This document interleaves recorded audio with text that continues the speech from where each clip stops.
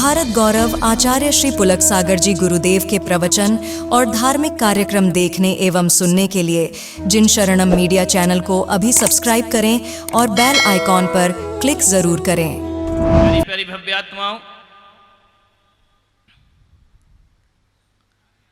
लकीरों का खेल भी बड़ा अजीब खेल है। लकीरों का खेल भी बड़ा अजीब खेल है। ये लकीरें हाथ पर बन जाएं तो किस्मत बन जाती हैं। लकीरें हाथ पर बन जाएं तो किस्मत बन जाती है। लकीरें जमीन पर खिंच जाएं तो सरहद बन जाती है। और लकीरें शरीर पर आ जाएं तो खून बन जाती हैं। और लकीरें रिश्तों में आ जाएं तो दीवार बन जाया करती हैं। लकीरों का खेल भी बड़ा अजीब खेल है। लकीरें मत खींचो। छोटा सा जिंदगी है, 4 दिन की जिंदगी मन के मनुज की। छोटा सा जीवन है।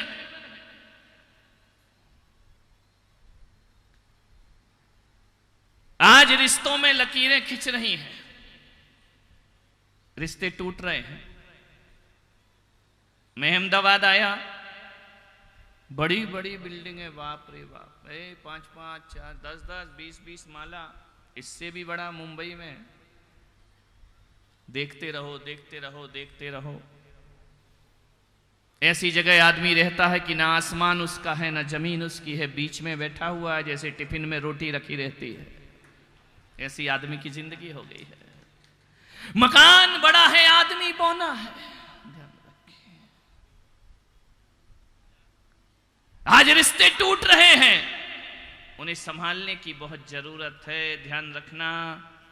आपसे मेरा आग्रह है, आपसे मेरा निवेदन है कि पैसे से मकान बन जाता है लेकिन पैसे से घर नहीं बसा करता है।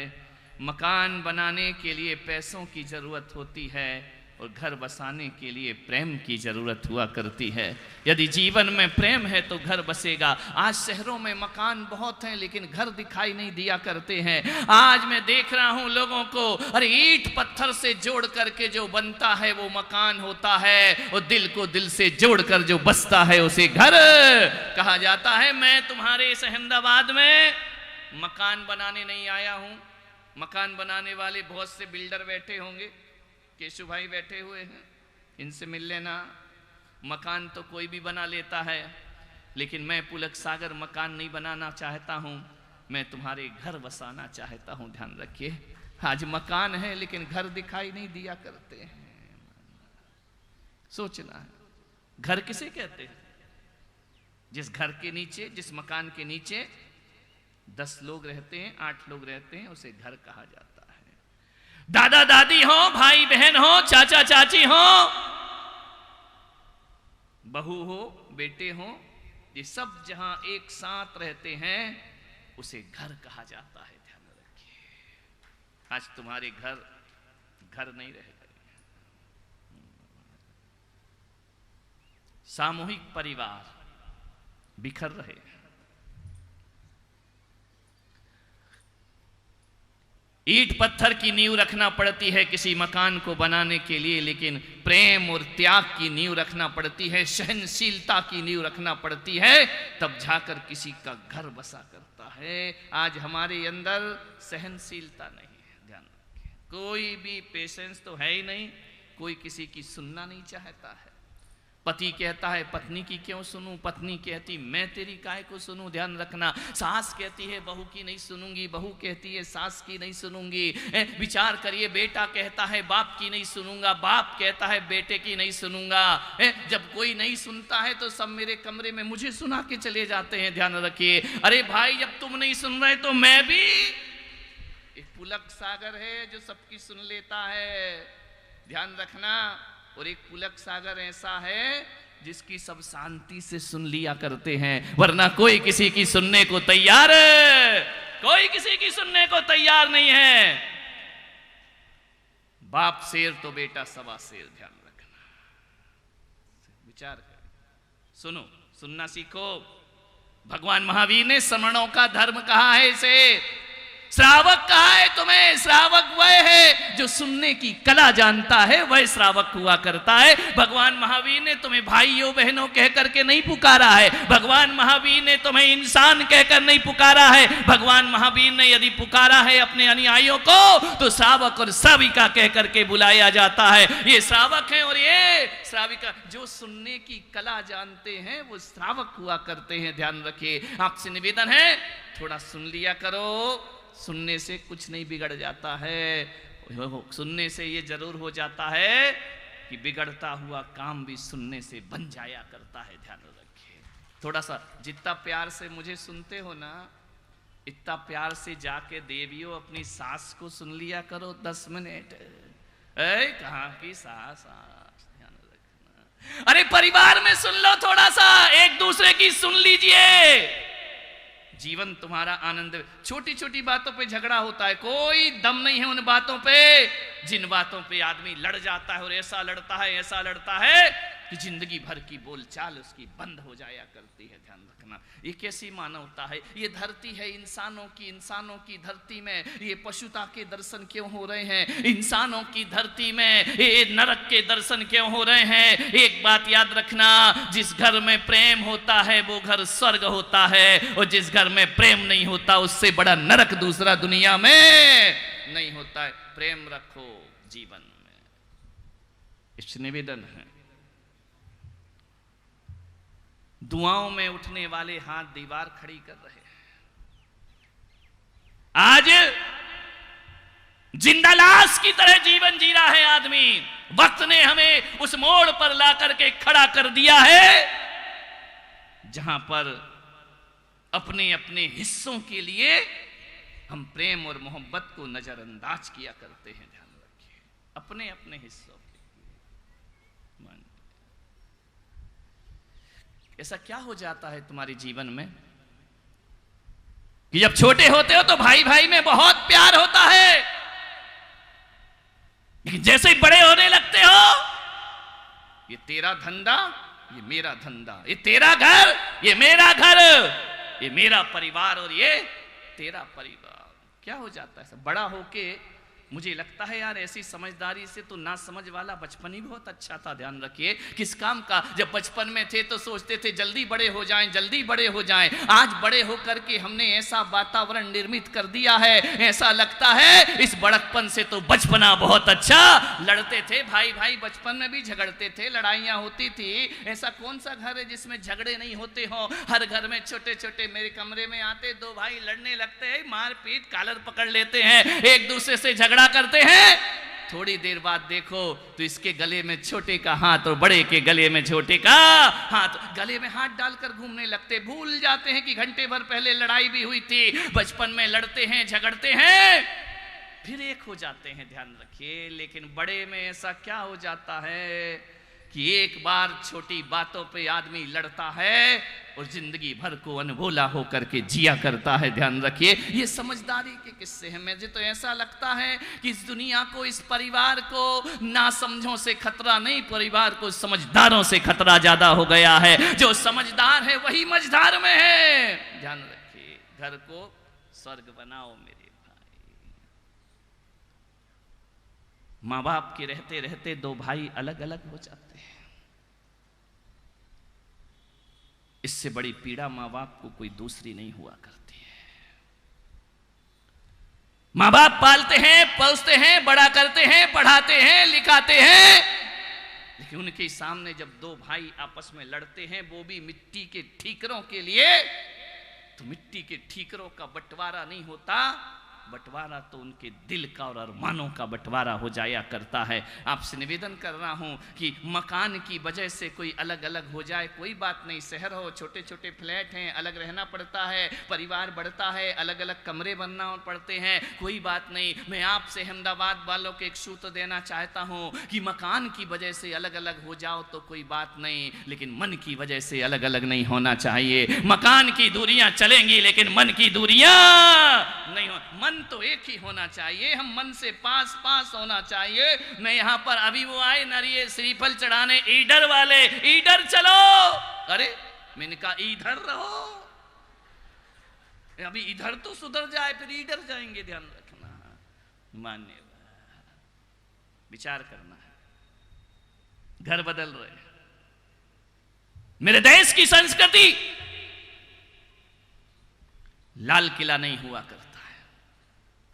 मेरे देश की पहचान दिल्ली का लाल किला नहीं, मेरे देश की पहचान आगरे का ताजमहल नहीं, मेरे देश की पहचान हैदराबाद की चार मीनार नहीं है, मेरे देश की पहचान कुतुब मीनार नहीं हुआ करती है। मेरे देश की यदि कोई पहचान होती है तो जियो और जीने दो और आपस में प्रेम से रहो, ये हमारे देश की पहचान है हुआ करती। इससे बड़ी पहचान क्या होगी? भारत रिश्तों को निभाना जानता है, भारत संबंधों को निभाना जानता है। हम वो लोग हैं जो संबंधों को जिया करते हैं, हम वो लोग हैं जो रिश्तों की कीमत समझा करते हैं। यदि ऐसा ही वातावरण बना रहा तो इस भारत को अमेरिका बनने में फिर ज्यादा देर नहीं। मैं नहीं चाहता हूं कि हमारा देश, विदेशों की अच्छाइयां हैं वो स्वीकार करना चाहिए। विदेशों जैसी रोड बना लो चलेगा, विदेशों जैसे मकान बना लो चलेगा, लेकिन विदेशी संस्कृति हमारे जीवन में कभी नहीं आना चाहिए। ध्यान रखना है, जहां इंसान इंसान को ना पहचानता हो, इंसान से आदमी की पहचान खत्म हो गई है।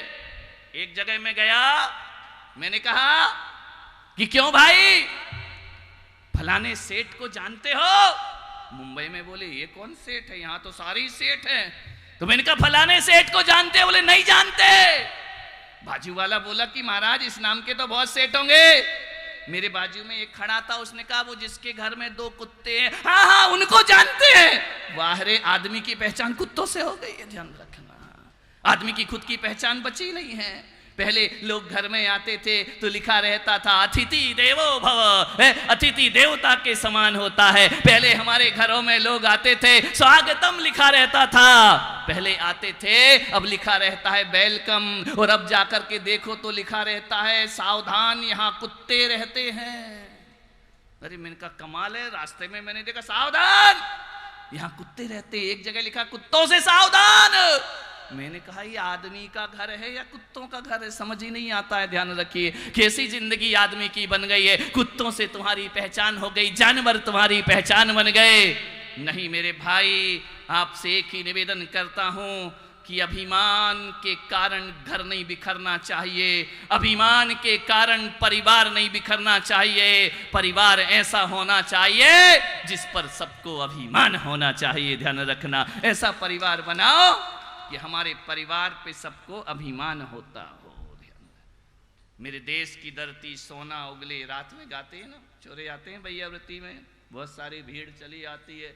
मेरे देश की धरती सोना उगले उगले हीरा मोती।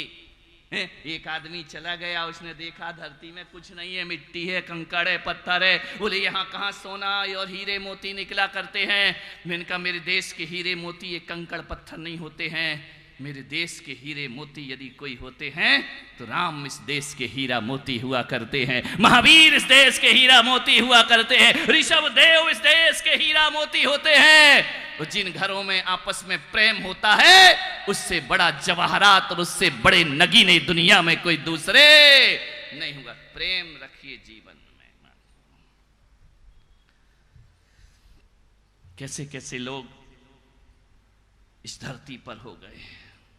एक बात याद रखना, छोटी छोटी बातों पर रिश्ते टूटते हैं। एक सूत्र दे रहा हूं,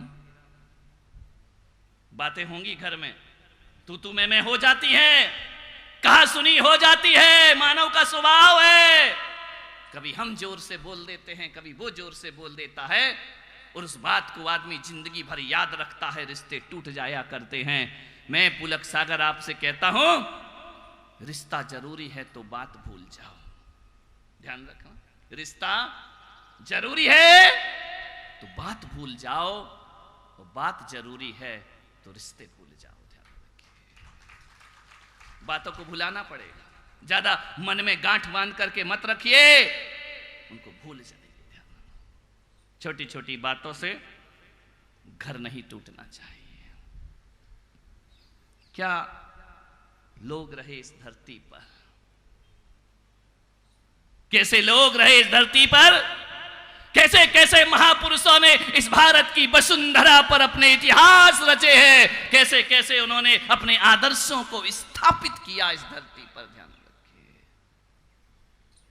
पिता का वचन निभाने को एक बेटा 14 वर्ष वनवास स्वीकार करता है। किसका वचन? पिता का। और पिता का ही नहीं, वचन सौतेली मां को दिया था, भोगना राम को पड़ा। ध्यान, वचन किसको? ओरिजिनल रियल मां होती तो भी चल जाता, सौतेली मां के वचन पुत्र कैसे निभाया करता है। ध्यान रखिए, ये संस्कृति यदि कोई ध्यान रखना, अकेले राम मंदिर बनाने से जीवन में राम युग नहीं आएगा। रामायण को जिंदगी में जियो, जीवन में राम युग अपने आप प्रकट हो जाएगा। ध्यान रखिए, राम जैसे आदर्श स्थापित करो, राम जैसा चरित्र स्थापित करो, राम जैसा व्यवहार स्थापित करो अपने जीवन में, महावीर जैसा जीवन जियो, ऋषभ कृष्ण बुद्ध जैसे जीवन जियो। ये वो लोग थे जिन्होंने मंदिर नहीं बनाए, इन्होंने अपने जीवन को मंदिर जैसा पवित्र बना करके जिया है। ध्यान रखिए, अपने जिंदगी को मंदिर से ज्यादा पवित्र बनाया है। जो अपनी जिंदगी को पवित्र बना लेता है, उसके मंदिर बनने में फिर ज्यादा देर नहीं लगा करती। मैं तो कह रहा हूं, मंदिर बनाना तो तुम्हारी बस में है नहीं कि तुम्हारे मंदिर बने, ऐसे तुमने किया क्या है। कम से कम ऐसा तो बनाओ, अपने मकान को एक सुंदर सा घर बना करके जियो। इतना आपको अपनी जिंदगी में करना पड़ेगा। विचार करें, दो भाई धन दौलत के लिए आपस में लड़े नहीं, धन दौलत एक तरफ रखो। एक बात बताऊं, बड़े मजे की बात, दुनिया में संसार में सबको नाराज कर लेना, भाई को नाराज मत करना। ध्यान सोचना है, जो लोग इतिहास से सबक नहीं लेते हैं, इतिहास को उठा करके देखो, आज जितने झगड़े अदालतों में भाई भाई के हैं, उतने झगड़े पड़ोसी के नहीं हुआ करते। ध्यान रखना, अदालतों में जाकर के देखना, कोई वकील बैठा हो, कोई मजिस्ट्रेट बैठा हो, तो मुझे बताना कि तुम्हारी अदालत में भाइयों की लड़ाइयां ज्यादा हैं या पड़ोस की लड़ाई के झगड़े ज्यादा हैं। हकीकत में देखा जाए तो गैरों की लड़ाई के इतने ज्यादा केस नहीं हुआ करते हैं जितने केस भाई भाई की लड़ाई की अदालतों में केस हुआ करते हैं, भाई भाई के बंटवारे के केस हुआ करते हैं। आपसे मेरा इतना ही निवेदन है, सब कुछ कर लेना, भाई भाई को कभी नाराज मत करना। प्रमोद महाजन ने प्रवीण महाजन को नाराज किया, हस्र क्या हुआ तुम जानते हो। भाई को नाराज मत करना, पत्नी हो जाए चलेगा, आज रूठेगी कल मान जाएगी, जाएगी कहां। ध्यान रखना, भाई नहीं रूठना चाहिए। ध्यान रखना, भाई नहीं रूठना चाहिए। प्रमोद महाजन ने प्रवीण महाजन को नाराज किया, क्या हस्र हुआ आप अच्छे से जानते हैं। कौरवों ने पांडवों को नाराज किया, विचार मालूम है, सर्वनाश हो जाता है हस्तिनापुर का। ध्यान रखिए, ये भाइयों की लड़ाई थी। इतिहास को उठा करके देखना, जितने झगड़े घर के हैं, परिवार के हैं, वो आज के नहीं है, सदियों से चले आ रहे हैं। कौरवों ने पांडवों को नाराज किया, हस्तिनापुर बर्बाद हो जाया करता है। आपसे मेरा इतना ही कहूंगा कि विभीषण को रावण ने नाराज किया, एक लख पूत सवा लख नाती तह रावण घर दिया ना, भाई ने भाई का वंश उजाड़ दिया। ध्यान रखना, इतिहास को उठा करके देखना, मुकेश अंबानी अनिल अंबानी को नाराज कर देता है। ध्यान रखना, उस परिवार की सारी किस्से लड़ाई झगड़े अखबार के प्रिंट पर आ जाया करते हैं। मेरा एक मन है कि एक बार इनसे मिलूं, तुम लोग मिलवा दो मुझे, मैं आई इसलिए गुजरात में। ध्यान रखना, ये दो भाई ऐसे थे, लोग पहले कहते थे, हमारा बच्चा कहता था समाज का कि मैं धीरू भाई अंबानी जैसा बन करके दिखाऊंगा। ध्यान रखना, और जब से ये दो भाई लड़े हैं ना, तब से बच्चा कहता है कि हम अंबानी धीरू भाई अंबानी तो बनेंगे, लेकिन उन जैसे दो भाई आपस में कभी नहीं बनेंगे। ध्यान रखना, किस लिए झगड़ा हुआ, किस लिए मेरा एक प्रश्न है अंबानी बंधुओं से, इतना ही मेरा प्रश्न है कि भाई एक बात बताओ, 10-20 करोड़ इधर उधर हो जाते क्या फर्क पड़ जाता। इतनी दौलत तुम्हारे पास है कि तुम एक और बंबई तैयार खड़गी करके दिखा सकते हो। इतना परमात्मा ने तुम्हें दिया है, इतनी संपदा तुम्हारे पास है, इतनी रिच फैमिली है, इतनी धनवान फैमिली है, क्या कमी थी? इनकी 7 पीढ़ियां भी बैठ करके खाएं और बिल्कुल ना कमाएं तो भी पैसों की कमी पड़ने वाली किस थोड़े से पैसों के, अरे 2, 4, 5 करोड़ इधर उधर हो जाए इनको कोई फर्क नहीं पड़ा करता है। लेकिन एक बात ध्यान रखना, इस तरह के झगड़े करके, मिट्टी के ठीकरों के झगड़े करके अंबानी ने अपनी जिंदगी में कहीं ना कहीं तो प्रश्न चिन्ह लगा ही लिया है मेरे भाई। इतना ध्यान रखिए, यदि मुकेश अंबानी ने अनिल अंबानी को परेशान नाराज किया, सारे घर की कहानी पेपरों पर आ जाया करती है, ध्यान रखना। आपसे निवेदन है, कमठ ने पारसनाथ को नाराज किया, क्या अस्त्र हुआ आपको मालूम है? बाली ने सुग्रीव को नाराज किया, ये भाई हैं, ये सारे भाइयों की कहानियां है। क्या अस्त्र हुआ? राम को तीर मारना पड़ा, बाली को ध्यान रखना है। भाई को कभी नाराज मत करना मेरे भाई, ध्यान रखना, कभी झगड़ा मत करना। और तुम्हारे गुजरात में तो जो पड़ोसी है वो भी भाई है, जो घर में है वो भी भाई है। यहां तो हर कोई भाई कहकर ही बुलाया करता है। ऋषभ भाई, क्या बात है, चंदू भाई दिखाई नहीं दे रहे? हाँ, यही खड़े हो ना, कोई बात, ये सब भाई हैं। लेकिन एक बात ध्यान रखना, यही थोड़ी सी टोन बदल लो तो मुंबई में भाई का अर्थ बदल जाता है, ध्यान रखना। वहां भाई कुछ और हो जाया करता है, ध्यान रखना। लेकिन आपसे इतना ही निवेदन है, भाई भाई को कभी नाराज ना करे। यदि 2 भाई आपस में लड़ झगड़ के अलग हो गए, जब 2 भाई आपस में लड़ के अलग होते हैं तो घर पे अंकुश लगाने वाला कोई बचता नहीं है, संस्कृति नहीं बचती, सभ्यता नहीं बचती है, हमारे आचरण लांछित हो जाया करते हैं, हमारे खानदान का नाम जो रोशन था उसे मिट्टी में मिलने में ज्यादा देर नहीं लगा करती है। आपसे निवेदन है, भाई भाई प्रेम से रहो। मैं बड़नगर गया, वहां एक टोंगिया परिवार है, ध्यान रखिए, मेरा वहां पर कई बार आना जाना हुआ। एक टोंगिया परिवार है जिसमें 52 लोग एक छत के नीचे रहते हैं। कितने लोग? मैं हर प्रवचन में उनका नाम लेता हूं, वो आदर्श परिवार है। तुम 4 नहीं रह पाते हो, वो 52 लोग एक छत के नीचे रहते हैं। मालूम है, उस परिवार को मैं बड़े प्यार से 52 पत्ते कह करके बुलाता हूं। ताश के 52 पत्ते, ध्यान रखना। वहां हर तरह का, हर साइज का, हर डिजाइन का आदमी है। चिड़ी का इक्का भी है, हुकुम का इक्का भी है, लाल का इक्का भी है, ईट की बेगम भी है, ध्यान रखिए। उस घर में देखना, ऐसी एकता, ऐसा प्रेम, एक नाम है, एक रसोई, ध्यान रखना, एक भोजन। 52 लोगों का भोजन। समाज को तो चंदू भाई भोजन रखना पड़ता है, वहां तो रोज पार्टी होती है, रोज त्योहार हुआ करता है, रोज ऐसा भोजन बनता है। अब 52 लोगों का चावल इतने से प्रेशर कुकर में तो बनेगा नहीं, इतने में बना करता है, ध्यान रखना। रोटियां बना करती है, मिठाई। और मैंने कहा इतना बड़ा परिवार ये चलता कैसे होगा? बोले हमें नौकरों की जरूरत नहीं पड़ा करती है, हमारी रसोई में हम देवरानी जिठानी प्रेम से भोजन बनाया करते हैं, ध्यान रखिए। मेरा वहां प्रवास हुआ, जितने भी अतिथि आते थे मेरे भक्त लोग, उन्होंने भोजनशाला नहीं रखी। बोले हमारी घर की बहुएं भोजन बनाएंगी और अतिथियों का भोजन से सत्कार करेंगी, ध्यान रखना। आदर्श परिवार आज भी है।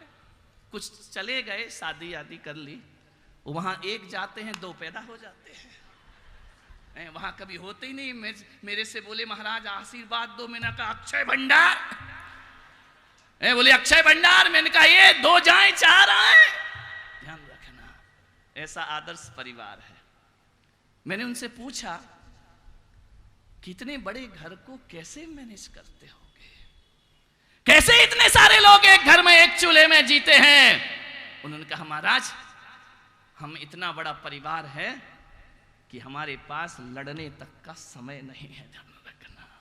सबकी ड्यूटी लगी है, कौन कितने बजे उठेगा, कौन नाश्ता तैयार करेगा, कौन भोजन तैयार करेगा, कौन मंदिर कब जाएगा, कौन चौका लगाएगा, सारी व्यवस्था है उसमें। मैं कह सकता हूं कि असली भारत रत्न वो नहीं होते जिन्हें राष्ट्रपति सम्मान देती है। यदि आदर्श परिवार का सम्मान मिलना चाहिए तो टोंगिया परिवार को आदर्श परिवार का सम्मान प्राप्त होना चाहिए। ऐसे लोग एक छत के नीचे इतने सारे लोग, आप तो तालियां बजा रहे हो, वहां देखो क्या होता होगा, ध्यान रखना, सोचना है। बहुत आदर्श परिवार, परम मुनि भक्त परिवार, देवसात गुरु का उपासक परिवार, पूरा परिवार मुनियों को देखकर उनकी राह में बिछ जाया करता है। कोई भी मुनि आ जाए, पूरा परिवार मुनि भक्ति में अग्रणी हुआ करता है, ध्यान रखिए। आज उतने सारे लोग हैं, मैंने कहा तुम्हारे यहाँ कोई लड़के गलत रास्ते पर नहीं जाते? बोले नहीं जाते। 52 है, कुछ करेगा, एक ना एक तो देख ही लेगा रास्ते में, ध्यान रखना, एक ना एक तो पकड़ ही लेगा। तू कर क्या रहा था, कहाँ गया था, ध्यान रखिए। हमें कोई पहरेदार की जरूरत नहीं हुआ करती है। हमारे परिवार में अनुशासन नहीं, हमारे परिवार में प्रेम अनुशासन चला करता है, ध्यान रखिए। कितना सुखद परिवार। मैंने कहा ये 52 परिवारों को जब एक साथ मैंने देखा, मैंने कहा सच कह सकता हूं मैं पुलक सागर, मेरी बुद्धि ऐसी है, मैं क्या करूं। मैंने कहा सम्मेद शिखर की वंदना से जो सुख मिलता है, तुम 52 लोगों को एक साथ देख करके हमें सुख प्राप्त हुआ करता है। एक साथ रहना, ध्यान रखना, एक से कपड़े आना, एक सा जेवर आना, एक से आभूषण आना। जिस दुकान में पहुंच जाना, वो दुकानदार कहता है आज दुकान खोलना सार्थक हो गया, 52 आइटम जाएंगे, ध्यान रखना। प्रेम से रहना सीखो। कैसे रहते होंगे वो लोग? एक नारी संकल्प कर ले, नारी ही घर तोड़ती है और नारी ही घर जोड़ती है। जब तक शादी नहीं होती तब तक दो भाई बहुत प्रेम से रहते, और जब से, समझ गए क्या, अतश्री महाभारत प्रस्तुत करता गोदरेज, ध्यान रखना, जब से देवी जी आ जाती है निगाहें बदल जाती है। ये मेरा, ये तेरा, ये इसका, ये उसका। मैंने उनसे पूछा कि 52 लोग एक साथ रहते हो तो कैसे रहते हो? बोले रेगिस्तान में भी हम हरे हो जाते हैं, रेगिस्तान में भी हम हरे हो जाते हैं। हम भाई भाई हैं जब एक साथ खड़े हो जाते हैं, ध्यान रखना। एक साथ खड़े हो जाओ तो रेगिस्तान में भी हरे हो जाओगे, ध्यान रखना। प्रेम से नारी संकल्प कर ले कि मैं अपने परिवार को टूटने नहीं दूंगी, कैसी भी स्थिति बन जाए ये परिवार नहीं टूटेगा, ध्यान रखना। कभी कभी एक माला में अनेकों मोती होते हैं, तो माला टूट जाए तो एक मोती, दो मोती नीचे गिरते हैं, तो आप क्या करते हो? आप झुक करके मोती उठाते हो या नहीं उठाते हो? माला को जोड़ के रखना है तो झुक के मोती उठा लेना, और परिवार को जोड़ के रखना है तो झुक कर जीने की कला सीख लेना। तुम्हारा परिवार कभी भी बिखरने वाला, अरे झुकने में क्या फर्क पड़ता है? कौन से तुम छोटे हो जाते हो? अरे जो जितना झुकता है वो ऊपर उतना ही उठता है, ध्यान रखना। ऊपर उठने की कला है, ऊपर उठना सीखना चाहते हो तो झुक करके जीना सीख जाइए। परिवार में झुक करके, बिखरने मत दो। मैं महिलाओं से निवेदन कर रहा हूं, यहीं की, अहमदाबाद की। अब बचे ही कितने दिन है, मैं कब तक डरूंगा तुमसे? तो जाना है, ध्यान रखना। आज से निवेदन करता हूं, बहुत सी महिलाएं यहां बैठी होंगी, पुरुष बैठे होंगे, बेटियां बैठी होंगी, बहुएं बैठी होंगी। 10 लक्षणी आती है ना, 10-10 दिन के उपवास करती हो। करें किसी ने हाथ उठाना जरा? अरे बहुत, बाप रे, इतने सारे, बहुत अच्छा। 28 के 8-8 दिन उपवास कर लेती हो, अष्टमी 14 को उपवास कर लेती हो, बहुत अच्छी बात है। इससे तुमने हमारे समाज और धर्म का गौरव बढ़ाया है उपवास तपस्या करके। लेकिन मैं पुलक सागर आपसे कहता हूं, मैं बहुओं से निवेदन करना चाहता हूं, बेटियों से निवेदन करना चाहता हूं, सासुओं से निवेदन करना चाहता हूं। कई ऐसी भी माताएं होंगी जो 1-1 महीने के 16 कारण भी उपवास किया करती हैं, ध्यान रखना। हमारी समाज की बहु बेटियां, और जितनी उपवास साधना जैन समाज की बहु बेटियां करती हैं, शायद दुनिया में कोई इतनी तपस्या ना करता होगा। लेकिन मैं आपसे, बरसी तप करती हैं हमारी महिलाएं, 1-1 साल निराहार रहा करती हैं, ध्यान रखिए। मैं आपके लिए बहुत बहुत आशीर्वाद प्रदान करता हूं, लेकिन मैं इतना कहना चाहता हूं कि बरसी तप करो, 10 लक्षण करो, पर्युषण पर्व करो, 28 करो। अरे तुम्हारे अंदर इतनी ताकत है कि 1-1 साल तुम भूख सहन कर लेती हो, प्यास सहन कर लेती हो। मैं पुलक सागर ज्ञान गंगा महोत्सव में कहता हूं कि जब आप 1-1 साल, 10-10 दिन, 8-8 दिन भूख सहन कर लेती हो, तो एक बात आज मेरी मान लेना, हरे बरसों भूख सहन करने वाली माताओं बहनों, अरे घर में किसी की दो बात भी सहन कर लिया करो, तुम्हारे जीवन में पर्यूषण अपने आप, भूख सहन हो जाती है, प्यास सहन हो जाती है, लेकिन घर में किसी की दो बात सहन, मैं तो कहता हूं भले तुमसे उपास करते ना बने, तपस्या करते ना बने, भूख सहन हो या ना हो, दो बात सहन कर लो, तुम्हारे घर जैसा पर्यूषण दुनिया में किसी के घर में कभी आ नहीं सकता है। ध्यान रखिए, दो बात ही तो सहन करना है। किसी ने कुछ कह दिया, सुन लो, सहन कर लो, कोई बात नहीं है, छोटी सी बात नहीं, सहन करने को तैयार नहीं। ऐसा लगता है कि घर की लड़ाई में दो देवरानी जिठानी जीत गई तो जैसे कराची पे जाके तिरंगा फहरा दिया हो, इतना बड़ा तुमने काम कर दिया हो,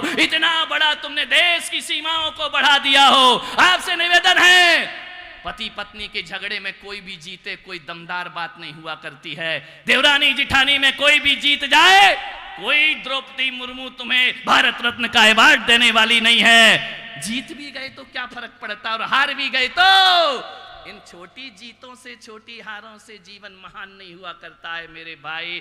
तुम ऐसा अरे हमने एक की चार सुनाई, क्या बात, एक की चार सुनाई, द्रौपदी मुर्मू आई भारत रत्न का अवार्ड देकर। चल, छोटी छोटी बातों में इनसे क्या होता है जिंदगी में, इतना ही लड़ने का शौक है ना, तो जाओ सीमा पे लड़ो, और जाओ सरहदों में जो हमारे जवान खड़े हुए हैं, जाओ घर में मत लड़ो। घर की लड़ाई मत जीतो, जीतना है तो दुश्मन देशों को जीत करके बताओ, हम समझेंगे कि तुमने क्षत्रियों का काम किया। घर की लड़ाई में जीत गए तो कौन सा बड़ा काम कर लिया। दो दोस्त आपस में लड़के जीत गए तो कौन सा बड़ा, अरे लड़ाई ऐसी लड़ो दुनिया याद रखे, तुमको ध्यान रखना, ऐसी लड़ो कि खूब लड़ी मर्दानी वो तो। झांसी वाली क्यों भाई, अहमदाबाद की क्यों नहीं, कब तक झांसी वाली को लड़वाते रहोगे, ध्यान रखना। मान्य महावीर तो कहते हैं लड़ना है तो परिवार में नहीं, लड़ना है तो अपने कर्मों से लड़ने की तैयारी शुरू करो। ध्यान रखिए, जो दूसरों से लड़ता है वो वीर होता है, और जो अपने आप से लड़ता है वो महावीर हुआ करता है।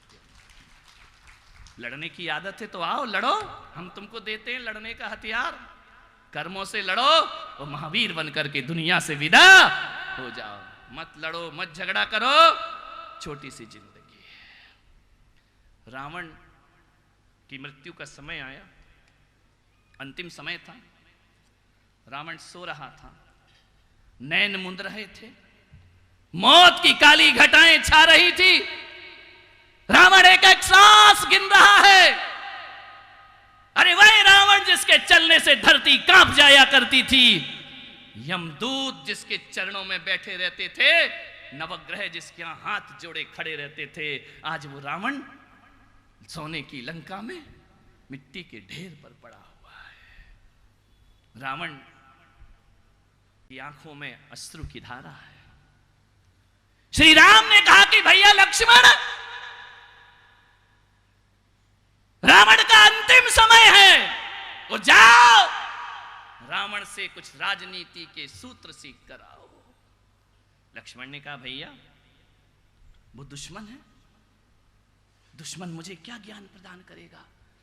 बोले नहीं, रावण बहुत बड़ा विद्वान है, रावण बहुत बड़ा ज्ञानी है, रावण जैसा शक्तिशाली कोई और नहीं हो सकता। रावण ने एक दिन कहा था कि राम तुम शक्तिशाली नहीं, शक्तिशाली तो मैं हूं, कि मुझे मारने के लिए नारायण को अवतार लेकर वन में भटकना पड़ता है। ध्यान रखिए, मेरे से ज्यादा शक्तिशाली कोई दूसरा नहीं हो सकता है। जाओ लक्ष्मण, रावण से जिंदगी के कुछ सूत्र लेकर के आओ। लक्ष्मण गए, रावण की आंखों से गरम गरम आंसू ढुलक रहे हैं। जिसको बड़ा अभिमान था अपने ताकत पर, अपने शौर्य पर, आज वो जमीन पर लेटा पड़ा है। लक्ष्मण गए, लक्ष्मण को देखा रावण ने, लक्ष्मण ने कहा कि मुझे भैया राम ने भेजा है। कैसे आए धरणीधर? लक्ष्मण तुम कैसे आए मेरे पास? बोले मुझे जाते जाते कुछ जीवन के सूत्र दे करके जाओ। रावण ने कहा मेरे पास समय बहुत कम है, मेरे पास सांसें बहुत कम है, के सामने। बोले मेरे भैया राम ने कहा है कि जब शत्रु हथियार लेकर खड़ा रहता है तब दुश्मन रहता है, और जब शत्रु निढाल हो जाए तो राम उसे अपना मित्र बना लिया करते हैं, अपना दोस्त बना लिया करते हैं। राम ने तुम्हें नहीं मारा है राम ने यदि मारा है तुम्हारे दुष्चरित्र को मारा है। ध्यान रखिए, राम की रावण से क्या दुश्मनी थी? क्या कहा है श्री राम ने? बोले जाओ जीवन के सूत्र दो। रावण ने कहा पूछो जल्दी, 9:45 होने वाले है ना, जल्दी पूछो नहीं तो प्रवचन अधूरा रह जाएगा। अब रावण क्या करे और लक्ष्मण क्या करे, पूछेगा तभी जब पुलक सागर पूछवाएगा, नहीं तो मैं तो 10 दिन तक नहीं पूछवाऊं, मेरा क्या है। ध्यान रखिए, रावण ने कहा कि लक्ष्मण पूछो, जल्दी पूछो। लक्ष्मण ने कहा कि हे लंकेश, हे लंकाधिपति रावण, हे महाविद्वान रावण, एक बात मुझे बताओ कि इतना शक्तिशाली रावण राम से कैसे हार गया? राम के पास ना ये वैभव था, ना इतनी शक्तियां थी, तुम कैसे हार गए और राम कैसे जीत गए? रावण ने कहा कि लक्ष्मण, कौन कहता है कि राम जीते हैं और रावण हारा है? जीता तो अभी भी मैं ही हूं। बोले मृत्यु के सैया पर पड़े और कह रहे जीता मैं ही हूं। बोले देखो ना लक्ष्मण, जब तक मैं जिंदा रहा राम मेरी लंका में पैर नहीं रख पाए, और आज राम जीवित हैं, मैं उनके बैकुंठ में पैर रखने जा रहा हूं। ध्यान रखना, उनके रहते रहते मैं उनके स्वर्ग में जाने की तैयारी कर रहा हूं। लेकिन एक बात तुमने जो लक्ष्मण मुझसे पूछी है कि मैं कैसे हारा और राम कैसे जीते, रावण कभी नहीं हारता, राम कभी नहीं जीतते। लेकिन आज तुमने पूछा है तो इतना बताता हूं, रावण की पराजय और राम की जीत में ना राम कारण है ना रावण कारण है। यदि कोई कारण है लक्ष्मण, आज मैं हारा हूं तो मेरे पास तुम्हारे जैसा भाई नहीं था, और आज राम जीते हैं उनके पास तुम्हारे जैसा भाई था। मेरा भाई तो मेरी मृत्यु का इंतजार करता है, मेरा भाई तो मेरे मृत्यु के राज बताया करता है। मैं हारा हूं अपने भाई की वजह से, मैं हारा हूं विभीषण की वजह से, और राम जीते हैं तो लक्ष्मण की वजह से। ध्यान रखना, जिसके पास लक्ष्मण जैसा भाई होगा वो दुनिया में कभी भी पराजित, और जिसके पास विभीषण जैसा भाई होगा वो दुनिया में कितना भी शक्तिशाली बन जाए, एक छोटा सा तिनका भी उसे परास्त कर देगा। तो अहमदाबाद वालों बोलो, विभीषण जैसे भाई हो या लक्ष्मण जैसे भाई हो? ध्यान रखना, सोचना है विचार। अभी तो तुम लक्ष्मण ही बोलोगे, वो बड़े भाई से पूछना पड़ेगा, बोल रहे विभीषण है या लक्ष्मण है। ध्यान रखना, षड्यंत्र रचता है आदमी। तुम इसलिए जीत गए राम कि तुम्हारे पास लक्ष्मण जैसा भाई था, और मैं इसलिए हार गया कि मेरे पास विभीषण जैसा भाई था। ध्यान रखना, एक बात सोचिए, विचार करिए, ये भ्रात प्रेम, ये भ्रात मित्रता, विचार करना है आपसे मैं निवेदन कर रहा हूं। लक्ष्मण को काय का वनवास मिला था? वनवास तो राम जी को मिला था। कैकेयी ने लक्ष्मण के लिए तो मांगा ही नहीं था, सीता के लिए मांगा ही नहीं था, लेकिन वाह रे भाई का प्यार। सौतेले भाई थे, सगे भाई तो नहीं थे ना, लेकिन विभीषण तो सगा भाई था। ध्यान रखना, नकुल सहदेव युधिष्ठिर ये सौतेले भाई थे, मेरे भाई। ध्यान रखिए, ये सगे भाई नहीं थे। ध्यान रखना, सौतेले भाइयों ने वो करके दिखा दिया। भरत शत्रुघ्न सौतेले भाई, लेकिन सगे भाइयों से भी ज्यादा इन्होंने अपने जीवन में प्रेम को दर्जा दिया। आपसे निवेदन है कि जब भी अपने घर में बर्बादी आती है ना, तो पड़ोसियों की वजह से नहीं, घर की लड़ाई से घर बर्बाद हुआ करता है। महाभारत 2 भाइयों की लड़ाई थी, रामायण परिवार की लड़ाई थी। इतिहास को उठा करके देखो, भरत बाहुबली ये भाई। ध्यान रखना, भाइयों का झगड़ा था। कमठ पारसनाथ भाइयों का झगड़ा था। और मैं आज ये प्रवचन का विषय इसलिए लेकर आया हूं, एक चिंतन मैं आपको देना चाहता हूं। पड़ोसियों से झगड़ा करोगे तो इस जन्म की लड़ाई इसी जन्म में खत्म हो जाएगी, लेकिन भाई से झगड़ा करोगे 7 जन्म तक लड़ाई खत्म नहीं हुआ करती है, ध्यान रखना। भाव भाव तक लड़ाई चला करती है। कमठ और पारसनाथ की लड़ाई 10 भाव तक चला करती है, ध्यान रखना। भाई से लड़ाई मत कर। खून की लड़ाइयां ये अनंतानुबंधी कषाय बनती हैं, ऐसा आगम कहता है, ध्यान रखना। और जितने भी झगड़े हुए हैं वो परिवार के झगड़े हुए हैं, और जब भी आदमी को धोखा मिलता है वो अपनों से मिला करता है। मीरा को जहर किसी पड़ोसी ने दिया था, किसने दिया था? परिवार के लोगों ने तो दिया था ना। राम को वनवास अपने ही घर के लोगों ने दिया था, ध्यान रखिए। और भरत चक्रवर्ती का मानभंग कोई और नहीं करता है, उनका भाई उनका मानभंग कर दिया करता है, ध्यान रखना। ये भारत यदि नाजुक बना है, ये भारत यदि गुलाम बना है, फिर मत सोचना कि अंग्रेजों के कारण बना है। अंग्रेजों की क्या ताकत की हमारे देश पर हुकूमत कर सकते, मुगलों की क्या ताकत की हमारे देश पर हुकूमत कर सकते।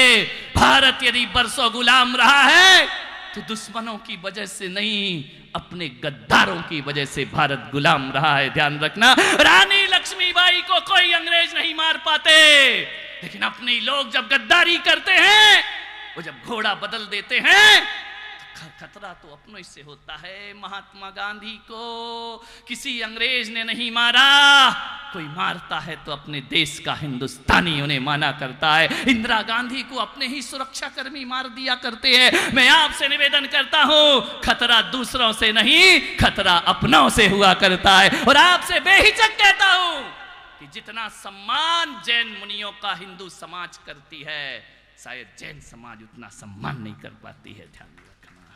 उनकी तपस्या, अपने ही दुश्मन बनते हैं, अपने ही लोग अपना घात करते हैं।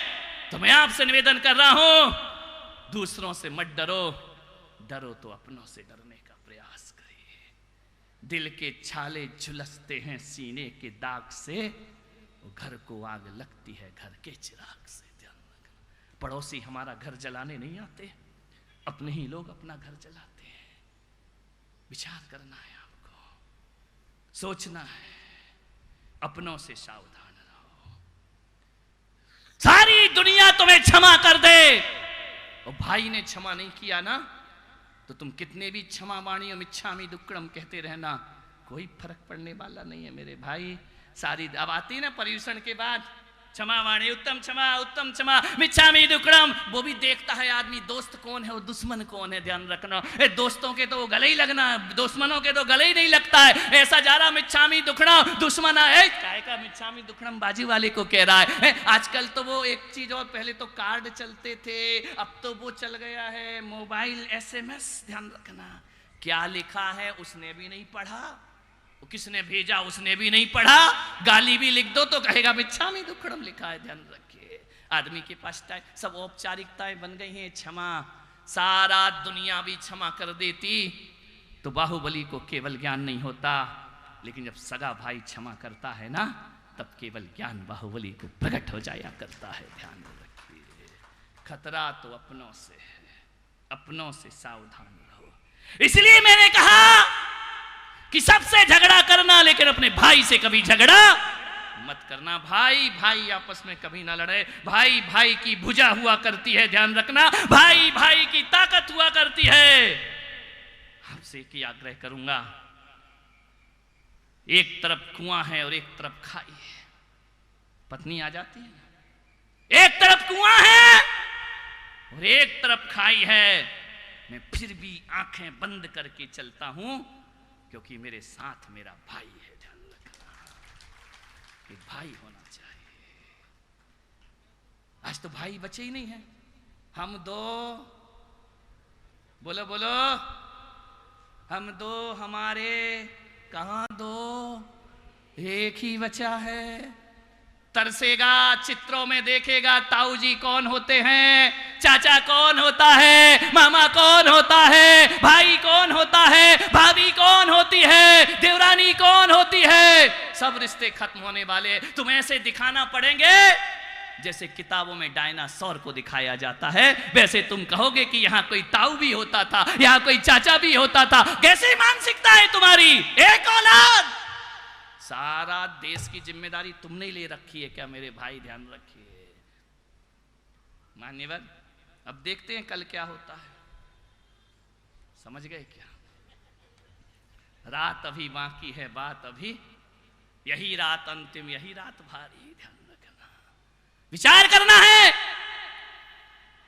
मैं ये नहीं कह सकता हूं कि बहुत बच्चे पैदा करो, क्योंकि कहूंगा तो सरकार बैन लगा देगी मुझ पर। ध्यान रखना, मैं ये नहीं कह सकता हूं, लेकिन मैं कहता हूं रिश्ते नातों को मारिए मत, खत्म मत करिए, उन रिश्तों को जिंदा रखने का प्रयास करिए।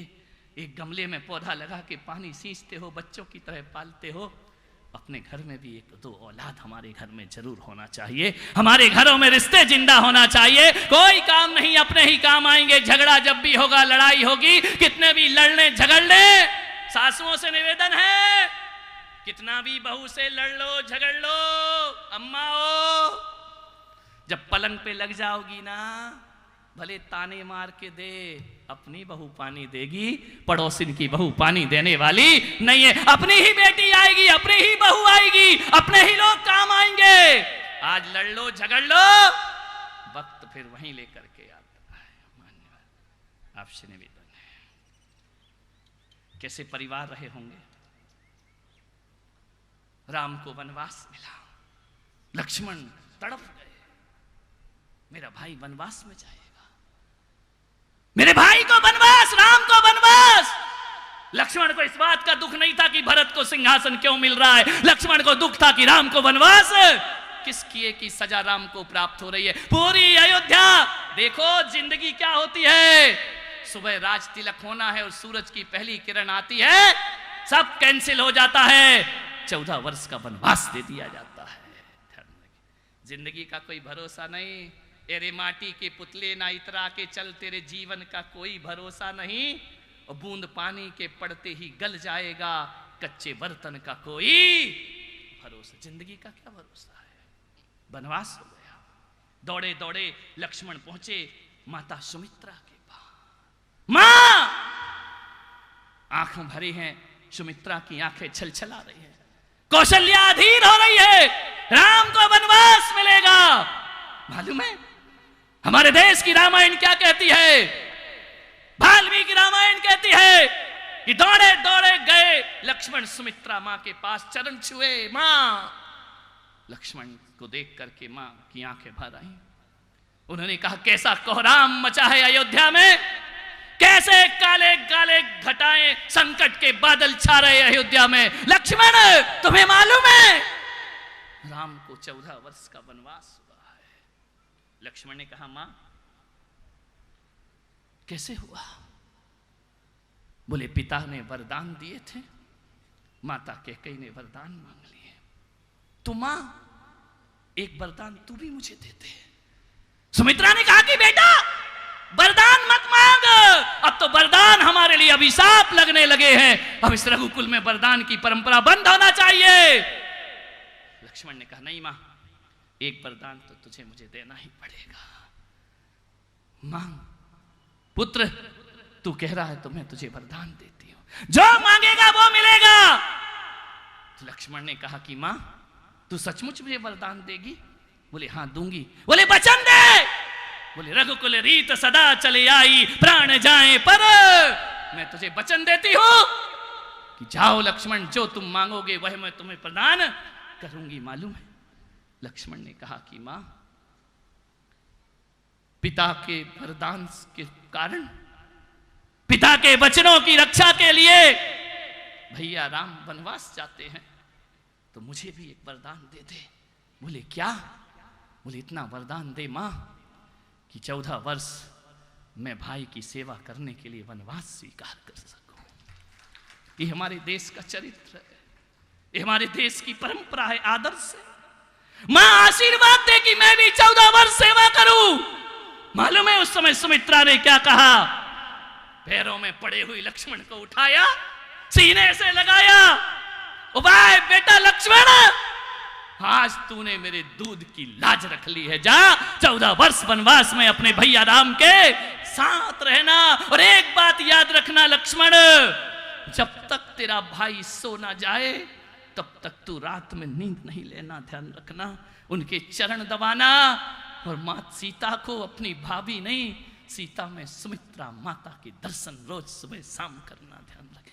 क्या नारियां रही होंगी। दो पुत्र, जैन रामायण का कुछ अलग व्याख्यान है, वैदिक रामायण का कुछ अलग व्याख्यान है। सुमित्रा के दो पुत्र हुए, कैसी मां रही होगी वो, जिसने एक बेटा राम की सेवा में भेज दिया और दूसरा बेटा भरत की सेवा में भेज दिया कि बेटा सेवक बन के रहना, अपने भाइयों का ध्यान रखना। भरत की सेवा करता है वो शत्रुघ्न हुआ करता है। मालूम है, उर्मिला ने कहा कि भाभी सीता जा सकती है तो मैं तुम्हारे साथ वनवास क्यों नहीं जा सकती। क्या संवेदनाएं रही होंगी। क्या इनके, देखिए इनके घरों में जिन्होंने दौलत को नहीं रिश्तों को महत्व दिया, लक्ष्मण से पूछा कि मैं तुम्हारे साथ क्यों नहीं चल सकती हूं। तुम सोचते हो कि राम को वनवास हुआ, वनवास अकेले राम को नहीं हुआ, लक्ष्मण को भी वनवास हुआ। लक्ष्मण को ही वनवास नहीं हुआ, उर्मिला को भी 14 वर्ष का वनवास, महलों में वनवासी का जीवन गुजारा उर्मिला ने। भरत को भी 14 वर्ष का वनवास हो गया। देखो, एक स्वार्थ की रेखा घर में आ जाए तो एक को नहीं 4 को वनवास हो जाया करता है। भरत जी वनवासी हो गए। मैं नहीं बैठूंगा 14 वर्ष सिंहासन पर, इसमें मेरे भाई का अधिकार है। यदि मेरा भाई जंगल में वनवासी का भेष जटाजूट धारण करता है तो भरत अयोध्या में भी जटाजूट धारण करके जिएगा, ये सम्राट बन करके जिएगा। क्या परिवार, क्या लोग रहे होंगे वो विचार करो। उर्मिला ने कहा कि मैं भी चलूंगी। मालूम है लक्ष्मण ने क्या कहा, उर्मिला तुम नहीं चल सकती हो। क्यों नहीं चल सकती हो। राम को वनवास हुआ, सीता साथ जा सकती है, तो लक्ष्मण के वनवास में उर्मिला क्यों नहीं जा सकती है। बोले इसलिए भावनाओं को देखिए। लक्ष्मण ने कहा उर्मिला तू 14 वर्ष मेरा इंतजार कर, मैं लौट करके जरूर आऊंगा, लेकिन तू मेरे साथ मत चल। बोले क्या वजह है। बोले मेरी बड़ी मां है ना कौशल्या, मेरी छोटी मां सुमित्रा, उसके तो 2 बेटे हैं, कौशल्या मां का तो एक ही बेटा है। उसका बेटा भी वन में जा रहा है, उसकी बहू भी वन में जा रही है। एक बात बताओ उर्मिला, यदि वो भी वन में जाएगा और उनकी बहू भी वन में जाएगी तो मेरी मां कौशल्या तो बिना पुत्र और पुत्र वधू के हो जाएगी। एक काम कर, मेरी मां की तो 2 बहुएं हैं ना, शत्रुघ्न है और मैं हूं। शत्रुघ्न की पत्नी सुमित्रा का ध्यान रखेगी, वो लक्ष्मण की पत्नी माता कौशल्या का ध्यान रखेगी। और इतना प्यार देना उर्मिला कि 14 वर्ष माता कौशल्या को सीता भाभी की याद ना आए। ध्यान रखना। मान्यवर कैसा परिवार एक दूसरे के लिए जी रहा है। एक बात याद रखना अहमदाबाद वालों, एक महाभारत का युग था, एक रामायण का युग था। दोनों में ज्यादा अंतर नहीं, बस थोड़ा सा अंतर है। जब 2 भाई कुर्सी के लिए लड़ते हैं तो महाभारत होती है, वो जब 2 भाई कुर्सी छोड़ने को लड़ते हैं तो रामायण खड़ी हो जाया करती है। महाभारत का युद्ध तो कुर्सी का था, संपदा का था, जायदाद का था, बंटवारे का था, लेकिन रामायण का युद्ध दौलत के नहीं। 2 भाई इसलिए लड़ रहे थे, एक भाई कहता है मैं कुर्सी पर नहीं बैठूंगा और दूसरा कहता है कि मैं कुर्सी पर। जब कुर्सी त्याग और स्वार्थ को त्यागते हैं तो रामायण का जन्म होता है, वो जब स्वार्थ सिर पर बैठता है तो महाभारत का जन्म होता है। इतिहास में 2 युद्ध ऐसे हुए हैं, 2 घटनाएं ऐसी घटी है। रामायण इस देश का आदर्श है और महाभारत देश का काला कलंक और काला पृष्ठ हुआ करता है। विचार करिए कैसे महाभारत ने भाई भाई को लड़ा दिया। स्वार्थ, एक एक सदस्य महाभारत में स्वार्थ के तराजू पर तुल रहा था और एक एक सदस्य रामायण में स्वार्थ त्याग की भावना लेकर के जी रहा था। ध्यान रखिए, आपसे निवेदन है, रोज पढ़ते हो स्वार्थ त्याग की कठिन तपस्या बिना खेद जो करते हैं। केवल गाना नहीं है, स्वार्थ त्याग करके परिवार में जीने का भी अभ्यास करो। बात बहुत गंभीर है, बात बहुत सीरियस है, जिंदगी को समझो मेरे भाई। महाभारत मत पढ़ना, मत देखना, कोई जरूरत नहीं। महाभारत सबके घर में बिना पढ़े ही होती है, सबके घरों में महाभारत हो रही, ध्यान रखना। लेकिन एक चीज कहूंगा, हर घर की महाभारत को मिटाना है, हर घर की महाभारत को मिटाना है तो हर घर में रामायण का गुटका होना चाहिए, ध्यान रखना। जिनके घरों में रामायण होती है उनके घरों में महाभारत कभी नहीं हुआ करती है, ध्यान रखना। रामायण जैसा जीवन जियो। मान्यवर 4 मिनट बचे हैं, अपनी बात कहता हूं। रामायण पर कितना बोलो कितना बोलो, कम नहीं पड़ सकता है। राम का चरित्र ऐसा चरित्र है, और दुनिया में भगवान राम ही ऐसे महापुरुष हैं जिसे हर धर्म का आदमी स्वीकार किया करता है। मुझे याद है जब मैं बचपन में घर में था ना, तो मेरे पड़ोसी एक मुसलमान थे। उनके घर में सारे लोग गांव के रामायण देखने जाया करते थे, रामानंद सागर की रामायण। मुसलमान के घरों में भी टीवी पर रामायण चला करती थी। उस समय ब्लैक एंड व्हाइट टीवी होती थी। एक बात बताऊं, जितना भी आप सीरियल देख रहे हैं, जितने चैनल, पहले तो एक दिल्ली दूरदर्शन आता था और कुछ नहीं आता था। अब तो इतने चैनल हैं, इतने चैनल हैं कि आदमी देखते ही कहाँ है, बदलते ही बदलते समय बीत जाता है। 1 घंटा खत्म, बे दवाया वो दवाया वो दवाया, उसमें ऐड आया, क्या देखा, बोले कुछ नहीं देखा, वक्त की बर्बादी है। ध्यान रखना। आपसे निवेदन करूंगा, आज के सीरियलों में क्या रखा है? कुछ नहीं रखा है। क्या होते हैं आज के सीरियल? मुझे तो मालूम नहीं, मैंने तो देखे नहीं। क्या है? अच्छा, इतने सीधे मत बनो, विचार करिए। आज के सीरियल में क्या रखा है? 36 एपिसोड के सीरियल होते हैं, 100 एपिसोड के सीरियल होते, और उनमें होता क्या है? यही होता है ना, एक प्रेमिका किसी पत्नी का घर उजाड़ देती है, ध्यान रखना। वो आ जाती है उसके जीवन में, पत्नी से झगड़े हो जाते, तू मैं लड़ाई झगड़े के अलावा है क्या? भाई भाई के झगड़े के अलावा है क्या? फिर भी आप देखती हो सास भी कभी बहू थी। गलत। अब ऐसा सीरियल बनना चाहिए कि सास पहले भी बहू थी और आज भी बहू है बेचारी। वो सास बन कब पाती है? वो बहू बन करके रहा करती है। कहानी, हाँ ये याद है, कहानी घर घर की। अभी 24 भगवान के नाम पूछो तो नहीं आएंगे, ध्यान रखना। कहानी घर घर की। अरे इन सीरियलों ने बेड़ा गर्क कर रखा है हमारे संस्कृति का, हमारी सभ्यताओं का ऐसा मजाक बनाया है इन सीरियलों ने। मैं कहता हूं, हिंदुस्तान में घर घर में टीवी यदि पहुंची है तो किसी सीरियल से, किसी पिक्चर से नहीं पहुंची है। घर घर में यदि टीवी पहुंचाने में किसी का हाथ है तो रामानंद सागर की रामायण का हाथ। घर घर में टीवी रामायण की, जितने टीआरपी रामायण को मिली है उतनी किसी सीरियल को आज तक नहीं मिली होगी, ध्यान रखना।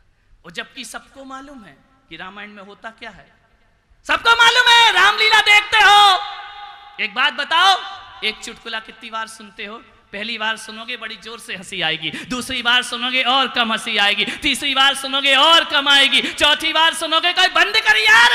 ध्यान रखना है, एक गाना कितनी बार गा सकते हो दिन में? 10 बार, 50 बार, 6 महीने, उसके बाद गाना आउट ऑफ डेट हो जाया करता है। लेकिन वाह रे हिंदुस्तान, यहां फिल्मों की कहानी 1 बार, 2 बार, 3 बार पिक्चर देखो, 5वीं बार देखने को मन नहीं करता है। लेकिन रामायण को 1000 बार भी देखो, देखते जाओ, रामायण से कभी मन तृप्त नहीं हुआ। अभी कोरोना में रामायण ने बचाया है तुम्हें, ध्यान रख।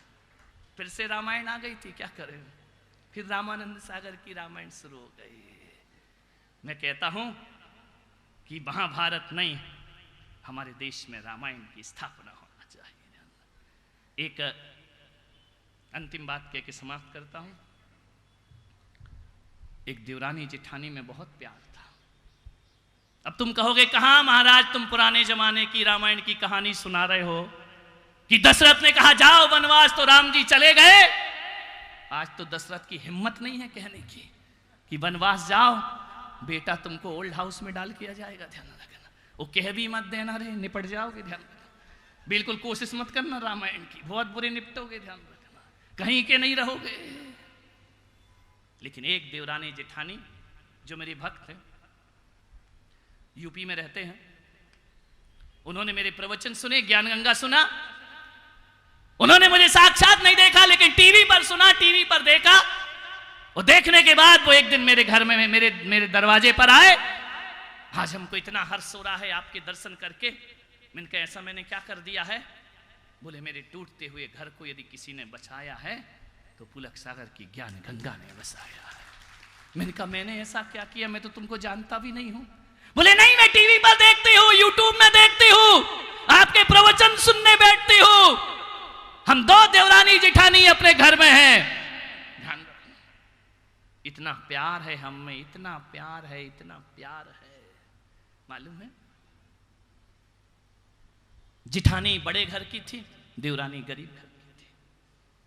लेकिन उन देवरानी जेठानी में इतना प्यार मैंने किसी में नहीं देखा कि जब भी तीज त्योहार आते थे तो बड़ी बहू के पीहर से बहुत सामान आता था।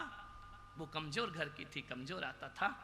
लेकिन वाहरी जेठानी, मालूम है, जब भी कोई सामान आता था पीहर से ना, तो देवरानी को बुलाती थी, उसके सामने पैकेट खोलती थी और कहती थी कि छोटी, एक बात ध्यान रख, ये साड़ी मेरे पीहर से आई है, लेकिन मैं तब तक नहीं पहनूंगी जब तक पहले मेरे से तू नहीं पहनेगी। ध्यान रखना है, तू इस साड़ी को पहन, उसके बाद मैं साड़ी पहनूंगी। अरे जिस घर में ऐसी बहू होती है ना, दुनिया की कोई बुरी नजर उस घर को नहीं लग सकती है। ध्यान रखना। लोग कहते हैं वास्तु सुधारो, लोग कहते हैं ज्योतिष देखो, लोग कहते हैं मकान सही करो। अरे मकान सही करने से जिंदगी अच्छी नहीं बनती। अरे अपना मन सही कर लो, तुमसे अच्छा वास्तु दुनिया में कोई दूसरा। उस जेठानी ने कहा कि नहीं, तू घबरा मत, जो भी मेरे घर में आएगा पहले तू पहनेगी। मैं भी अपने जीवन की बताऊं, मैं भी घर में था, सबसे छोटी संतान था। मेरे से बड़े 2 भाई और हैं। मेरे पिता का बचपन में ही देहांत हो गया। मैंने जाना ही नहीं कि पिता क्या होते हैं, लेकिन मेरे भाइयों ने मुझे इतना प्यार दिया कि जिंदगी में कभी एक पिता की कमी महसूस नहीं होने दी उन्होंने अपने जीवन में। मैं जब भी घर स्कूल से लौट कर आता था, मेरे भाई बैठे रहते थे कि जब तक वो नहीं आएगा हम खाना नहीं खाएंगे। ध्यान रखना है, इतना प्रेम आज भी था। आज भी मैं साधु बन गया हूं, लेकिन आज भी मेरे परिवार में, गृहस्थ जीवन में जितना सम्मान मेरा घर में था, उससे ज्यादा सम्मान वो आज करते हैं। आज भी मुझे कभी जवाब पलट के नहीं दिया करते हैं। उस परिवार में मैं था, मेरा एक भाई था, और था नहीं है। जब भी नए कपड़े लाता था ना, पिता के जाने के बाद आर्थिक स्थिति कमजोर हो गई, लेकिन जब भी नए कपड़े लाता था वो पहले मुझे देता था, उसके बाद खुद पहना करता था। उसे एक एहसास था कि इस बच्चे को पिता की कमी महसूस नहीं होना चाहिए। मेरे भाई कहते हैं ना कि बड़ा भाई बाप के समान होता है। अरे मेरे भाई, बड़ा भाई बनना आसान है, लेकिन बाप बनना बहुत कठिन काम हुआ करता है। बोलना तो आसान होता है। देवरानी जेठानी में इतना प्रेम। चलेगा, थोड़ा ज्यादा हो गया, नहीं तो फीचर फिल्म का शेष भाग कल। नहीं ऋषभ जी, देखो तुमको तो बहुत टाइम है, तुम्हारी तो यूनिवर्सिटी है, इनकी तो सिटी बस है, कहां से टाइम है इनके पास। ध्यान रखना। देवरानी जेठानी में अनूठा प्रेम, अनूठा प्रेम। एक दूसरे के बिना रहना नहीं, कहीं भी जाए तो दोनों जाए। लोगों ने कहा यार ये क्या हो रहा है? मालूम है ना, जब देवरानी जेठानी में मिठास होती है तो पड़ोसिन के दिल में छाले पड़ने लगते हैं। ध्यान रखना। परेशान तो पड़ोसिन होती है, ध्यान रखना।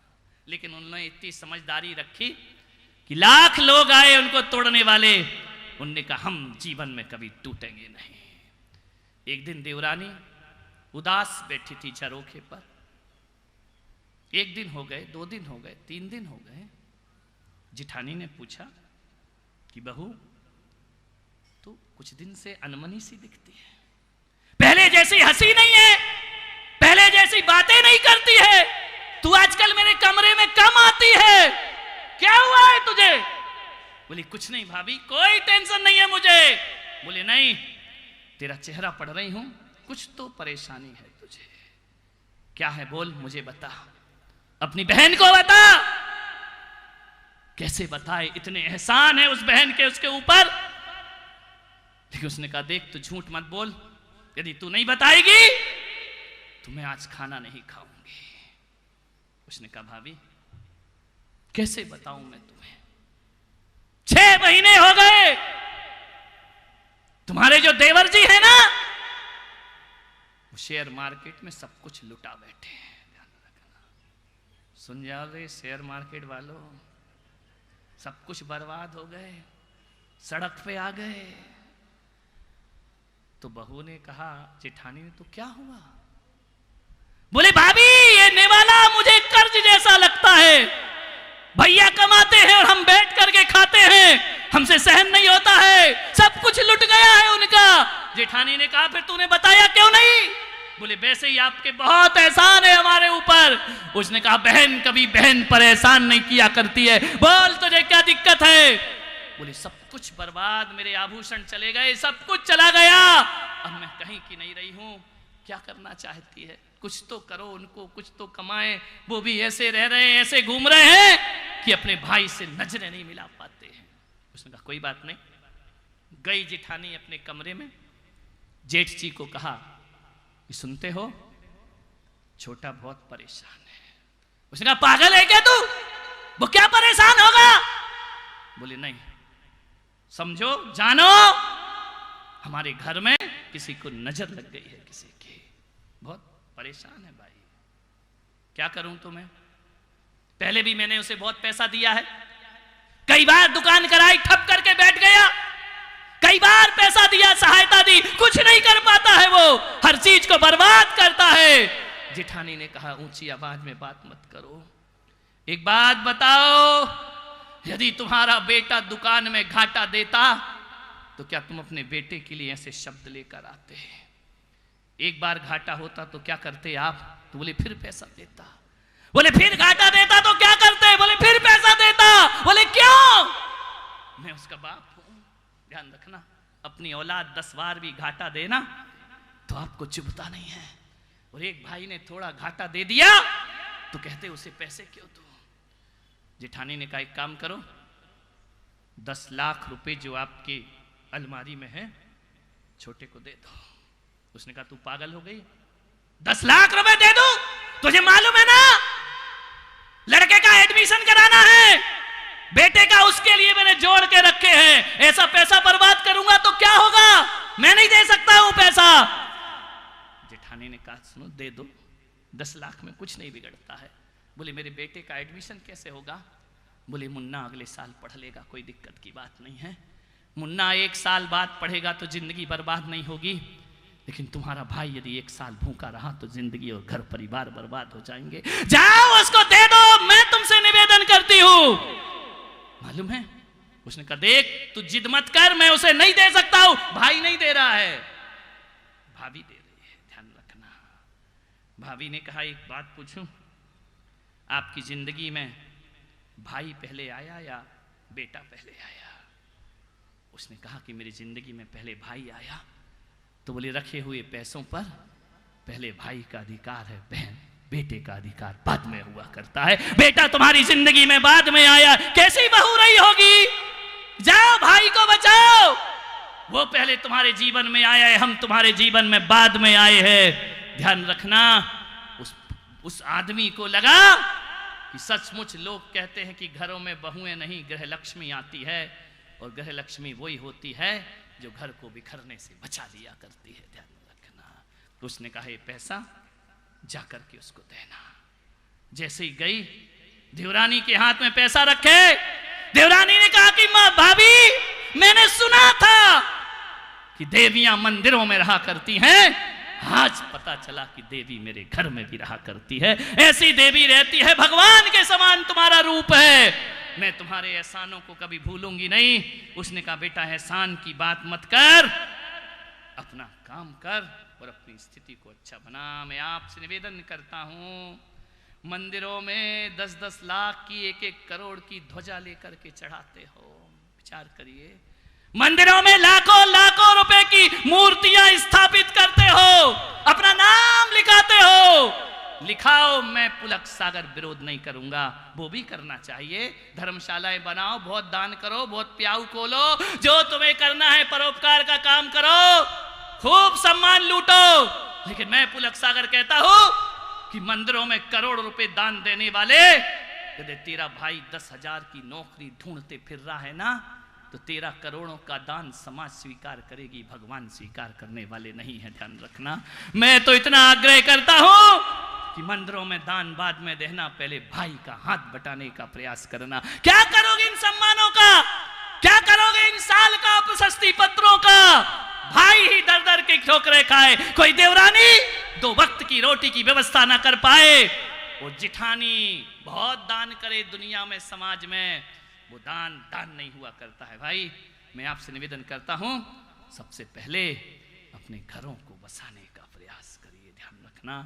और जिसने अपने घर के भाई बेटे बहुओं का घर बसा दिया, मैं कह सकता हूं उसने जीता जागता भगवान का मंदिर बना दिया। ध्यान रखिए, मंदिर बनाओ, इनकी जरूरत है। अब समाज में एक ही निवेदन है आपसे,